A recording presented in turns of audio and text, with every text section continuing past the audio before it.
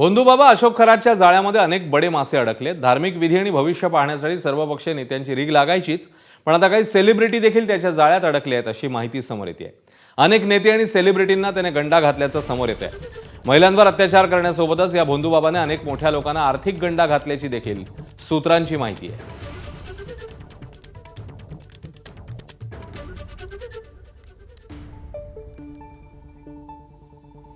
तर खरातबाबत आणखी धक्कादायक माहिती समोर आली आहे। अपघात आणि अर्धांग वायूच्या झटक्याने तो बेजार होता।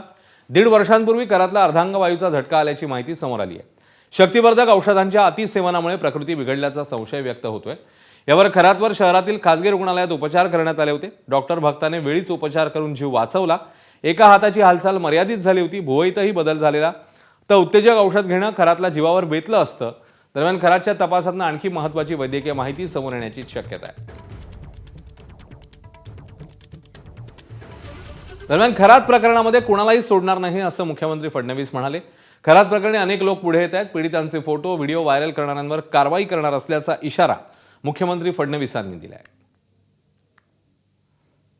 या प्रकरणामध्ये ज्या दुर्दैवी महिला विक्टिम आहेत त्यांचे व्हिडिओ हे काही लोकांनी सोशल मीडिया साईटवर अपलोड केले आहेत। ते आम्ही आता त्या ठिकाणी सोशल मीडिया साईटवरनं हटवले आहेत, पण ज्या ज्या लोकांनी अशा प्रकारचे व्हिडिओ सोशल मीडिया साईटवर अपलोड केले असतील त्यांच्यावर फौजदारी कारवाई केली जाईल। यातलं सगळ्यात महत्त्वाचं संरक्षण हे गोपनीयतेचं आहे।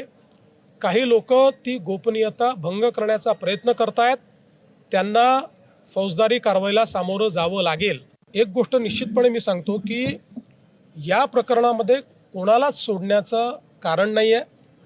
अतिशय डीप आम्ही जातो, अनेक नवीन गोष्टी लक्षात येत आहेत। अजून काही FIR येत्या काळामध्ये होण्याची शक्यता आहे। काही विक्टिम्स अजून पुढे येत आहेत, काही महिला पुढे येत आहेत। याच्या व्यतिरिक्त काही लोक आर्थिक फसवणूक झाली म्हणून देखील पुढे येत आहेत, त्यांचेही FIR हे लवकरच आपल्याला पाहायला मिळतील। ABP माझा, उघडा डोळे बघा नीट।